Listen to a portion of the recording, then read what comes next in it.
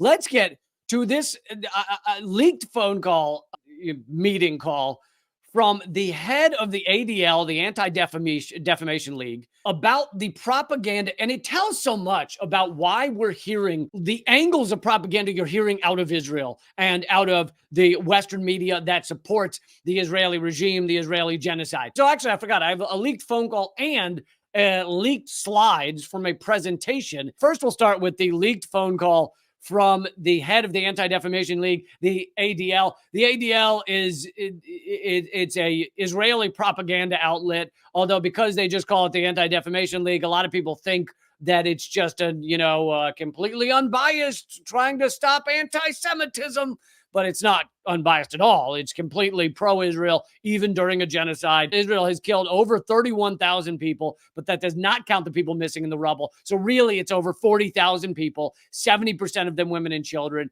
And ADL, Anti-Defamation League, still right there with them. I also want to point out that we have a major generational problem. All the polling I've seen, ADL's polling, ICC's polling, independent polling, suggests this is not a left-right gap, folks. It is young and old. And the numbers of young people who think that Hamas's, massacre was justified is shockingly...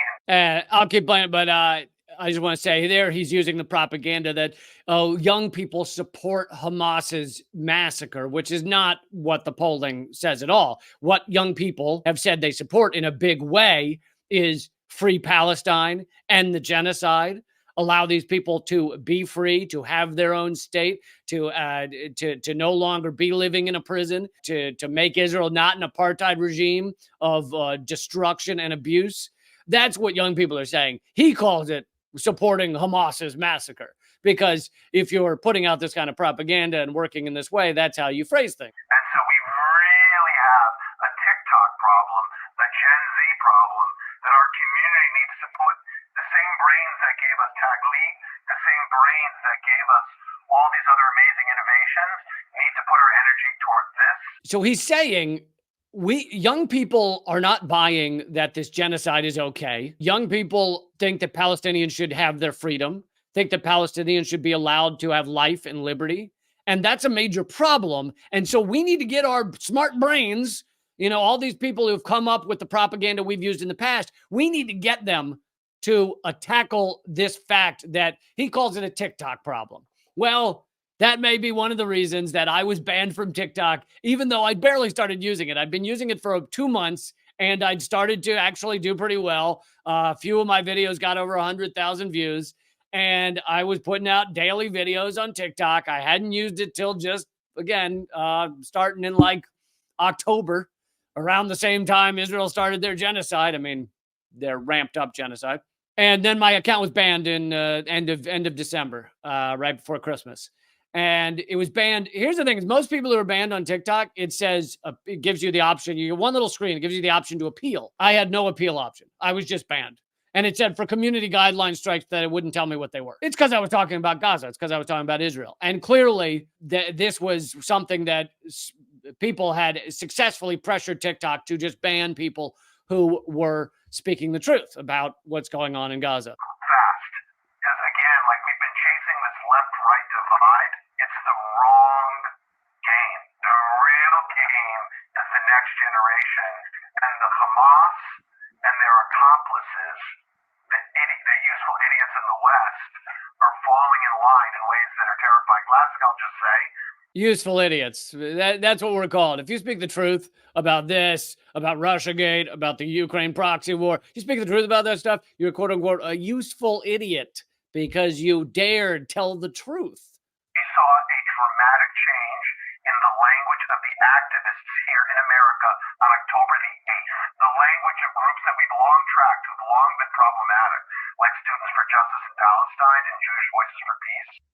By the way, the two groups he listed are two of the most based groups, Students for Justice in Palestine, and I mean, I have less connection to them, but Jewish Voices for Peace, I've been to some of their events and stuff. Jewish Voices for Peace, I get their emails.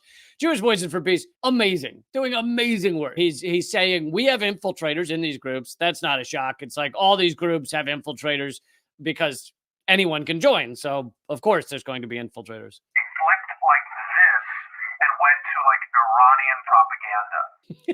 So he calls telling the truth about this genocide Iranian propaganda. The language I could show you from their toolkits, because our analysts are in their groups. We saw this again on our... He just said our analysts are in their groups. So in case, this is another admission from this leaked phone call, is these groups have been infiltrated to some level. That doesn't mean they're captured. Like I said, Jewish Voice for Peace does awesome work. So they're not captured, but the head of the ADL has admitted we have infiltrated these groups. I don't know if that's a big breaking news. Everyone should assume that these scumbags like ADL have infiltrated any group that they don't like. Over the 8th, it was that fast. Like the language in their toolkits was all about the Zionist entity and lots of other language that we recognized from Iranian propaganda. Basically, if you use the term Zionist in a negative way as opposed to a wonderful way, then you're Iranian propaganda. You know, it couldn't possibly be that you just don't like apartheid states and you just don't like forced refugee status for millions, and you just don't like people forced to live in open air prison, and you just don't like people being genocided. It couldn't be any of that. Couldn't be that you don't love ethnic cleansing. No, couldn't be that. It must just be that Iran got their tentacles into you. Iran somehow fooled me into being anti-genocide. I don't know what happened. So here is one of the tactics they're using to deal with their quote-unquote TikTok problem. Israel and Jewish schools reportedly urge parents to tell their kids to delete Instagram and TikTok, but then the reason is the propaganda. Why are they deleting it? Not because Israel has a TikTok problem, but because of disturbing images of hostages, right? That's right. Don't let the young people learn about what's actually going on in Gaza right now, because that's bad for us. So let's tell everyone that they need to delete their Instagram and TikTok. That's the solution. Just make sure they don't have the information about what's going on there. Several Israeli and Jewish schools are reportedly urging parents to delete social media apps like Instagram, TikTok, and X, formerly known as Twitter, from their children's smartphones to prevent them from seeing violent images. There's a fine discussion about whether kids should see violent images, but that is not why Israel's trying to get people to delete these apps. That is absolutely not the reason. We cannot allow our kids to watch this stuff. It's also, and by the way, which do you, everybody, you're on the apps. You've seen the social media thingamajiggers, right? Which do you see more of? The horrible images of Israeli hostages, or horrible images of Gazan children being massacred, starving to death, having their parents killed, parents losing their children? Which do you see more? That or the Israeli hostages? I think you see a lot more of the people suffering in Gaza, largely because there are a lot more people suffering in Gaza. There are scant few images and video of Israeli hostages, but there are endless streams of the horror show that is the genocide Israel's perpetrating. Big difference there, and that is why Israel wants these apps deleted. I mean, could you imagine if these platforms are actually free? Like if my TV show still existed, if my YouTube still existed, if my TikTok still existed, if my Facebook wasn't suppressed into oblivion, if these, and again, just using myself as an example, but take me and multiply it by, 10,000 of us who are suppressed or deleted out there. Can you imagine what the sentiment would be around the world right now if we still had actual legitimate freedom of thought and message on these platforms? Okay, so I want to get to another leak that is related of the messaging, the propaganda being put out by Israel, the angle you're hearing it, how it's coming to you, why certain things are being talked about over others. The Gray Zone has obtained a leaked presentation from and to the Israel lobby. Israel lobby is a general term that means all these lobbying firms that are pro-Israel, which really should have to register as foreign agents because they're lobbying for a foreign government. But apparently, only Israeli lobby groups don't have to register as foreign agents. All the other ones do. This presentation that was leaked, presented by Frank Luntz. Now, I've known about his stuff for years and years. He used to be a just straight up Republican pollster, messaging person, messaging guru, and he would tell Republicans how to phrase things so that people didn't know how gut-wrenchingly horrific the Republicans are. He would say, don't say this word. Don't say we're going to rape your lives. Instead, say we want to help you be free. He would say those kind of things. He then had some sort of crisis and he decided to start revealing the tricks, how they do the talking points to some degree. He didn't become an awesome guy or anything. He just revealed some of the way that the propaganda, the manipulation is done. Despite his change of heart there, still massively pro-Israel. Love the genocide. Big genocides. Anyway, so this presentation was by him telling Israeli groups and Israeli lobby groups how to manipulate us, you and me. Coming from the gray zone, leaked Israel lobby presentation urges U.S. officials to justify war on Gaza with Hamas rape claims. The Gray Zone has obtained slides from a confidential Israel lobby presentation based on data from Republican pollster Frank Luntz.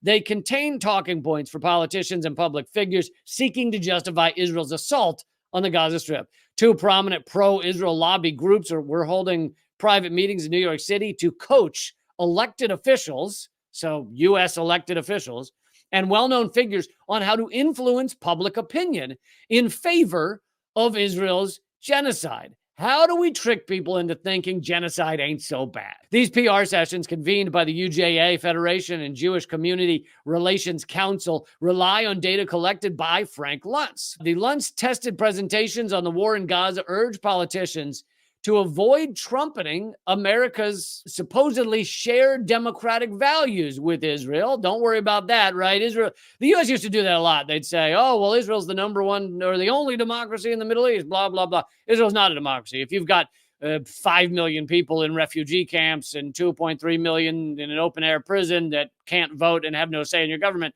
that's not a democracy, my friends. Sorry, that's an apartheid state in which a large percentage of your population have no say in the government.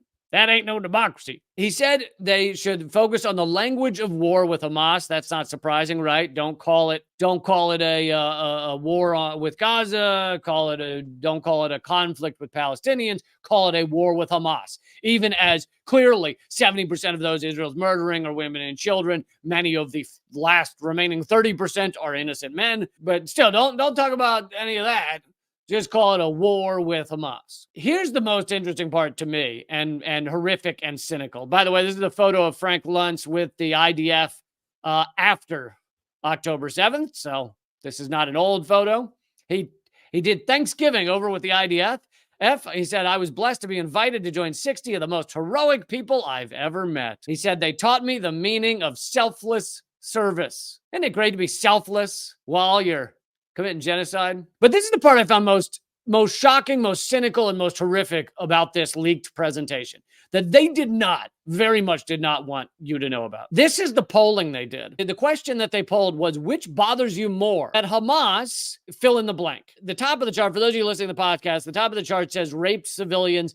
The bottom of the chart says kidnapped civilians. In the middle, you have massacred civilians, slaughtered civilians, butchered civilians, murdered civilians, executed, brutalized civilians, exterminated civilians. Basically, what should we be talking about the most? And by far the winner is raped civilians. That is the most upsetting to people, apparently. And, you can get into long discussions as to why that is, why people are more horrified to hear about one thing than another, why they're more horrified to hear the word slaughter than to hear the word killed, etc. But the point is that saying Hamas raped civilians is just so much more impactful, so much more important to their cause, to their propaganda, that's what should be pushed, even at the expense of truth. I have brought to you day after day the fact that these reports, the UN report internally, if you actually look at what it says, the UN report on Hamas sexual violence says they couldn't find a single victim, says for the allegations, they relied on just Israeli state outlets to tell them what had happened. The New York Times article about Hamas systemic sexual violence has been completely debunked. Even one of the main authors said in a podcast she couldn't find a single victim and she couldn't find actual evidence. And again, I've said many times that you don't know something wouldn't come out later, but that evidence is not there right now. And yet here is Frank Luntz and others telling these people, politicians, etc., to just keep highlighting the not true thing. Just keep highlighting systematic sexual violence rather than that Hamas killed civilians or etc. And again, there's a fine discussion or argument psychologically as to why people are more horrified by that. I think that one of the big things might be, and they should be horrified by rape, but they should also be horrified by killing. You should be horrified by both. But I think one of the big psychological reasons in our subconscious is that we go our whole lives hearing justification for certain kinds of killing, right? We hear that the U.S. military is just and that they should go kill. We watch movies and James Bond has bad guys he needs to kill. And all the shows you see, all the cop shows, certain killing is good. You don't usually, almost ever, see any kind of cultural, like, here's why sexual violence is good. So we've been crafted our whole lives to think certain kinds of killing are good or acceptable. And it's not true for rape or sexual violence. That does not mean it doesn't go on in a horrific level, but we're not told to endorse certain kinds of it. Whereas certain kinds of killing, we absolutely go our whole lives being told to endorse certain kinds of killing.